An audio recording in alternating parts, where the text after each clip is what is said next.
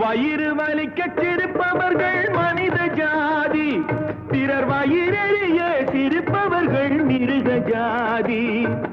மனிதன் என்ற போர்வையில் மிருகம் வாழும் நாட்டிலே நீதி என்றும் நேர்மை என்றும் எழுதி வைப்பார் ஏட்டிலே, எழுதி வைப்பார் ஏட்டிலே. அங்கே சிரிப்பவர்கள் சிரிக்கட்டும், அது ஆணவ சிரிப்பு. இங்கே நீ சிரிக்கும் புன் சிரிப்போ ஆனந்த சிரிப்பு.